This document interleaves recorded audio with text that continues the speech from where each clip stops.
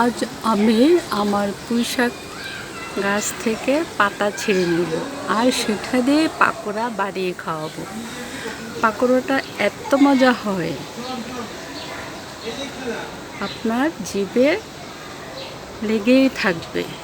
তাই আমি পাকোড়াটা আগে করে দেখাবো আর পুঁইশাক পাতাগুলো ছিঁড়ে নিব।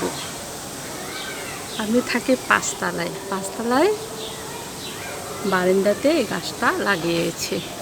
তাহলে পাতাগুলা আগে আমি ছিঁড়ে নিচ্ছি।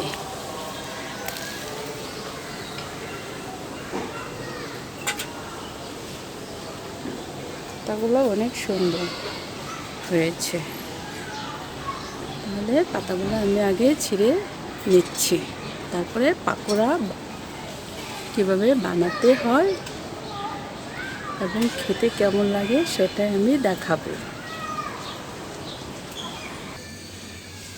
আমি পুঁইশাক পাতাগুলো ছিঁড়ে নিয়ে আসলাম এবং ধুয়ে রাখলাম। তারপর বেসন মিশিয়েছি, একটু হলুদের গুঁড়ো আর পরিমাণ মতো লবণ মিশিয়ে রেখেছি।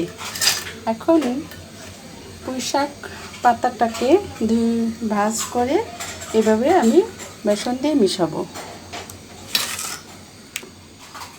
এইভাবে পাকোড়া খেতে খুব মজা। এভাবে মিশিয়েছি, বেসনটা মিশিয়ে আমি কড়াইয়ে দিয়ে দিলাম। আস্তে আস্তে পাকোড়াটা হচ্ছে।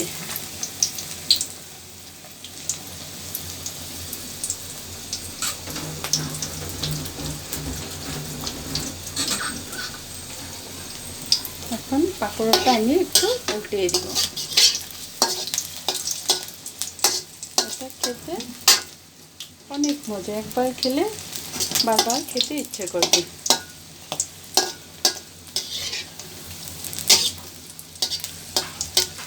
আমরা থাকি পাঁচতলায়, ওইখানে একটা পুঁইশাকের গাছ আমাদের ছিল, সেটা থেকে আমি পাতাগুলো ছিঁড়ে এনেছি। পাকোড়াটা আমার হয়ে গেছে, এখন আমি নামিয়ে নিব। আরও কয়েকটা পাকোড়া হয়ে গিয়েছে এবং মচমচেও হয়েছে। এইভাবে আমি অনেকগুলো পুঁইশাকের পাকোড়া ভেজে নিয়েছি, এখন আমি নামিয়ে নেব। নিজের গাছের পুঁইশাক দেখতেও চমৎকার, খেতেও ভালো। আর আমাদের বারান্দায় লাগিয়েছিলাম, সেই জন্য আজকে বন্ধুর দিন কয়েকটা পাতা ছিঁড়ে পাকোড়া বানিয়ে নিলাম। এইভাবে আপনারা পাকোড়া বানাতে পারেন। এখন আমি নামিয়ে নেব। আমি পুঁইশাকের পাকোড়াগুলো নামিয়ে ফেলেছি। দেখেন, দেখতেও খুব সুন্দর, খেতেও মজা এবং মচমচেও হয়েছে পাকোড়াগুলো। আপনারা এভাবে করে দেখতে পারেন। ধন্যবাদ।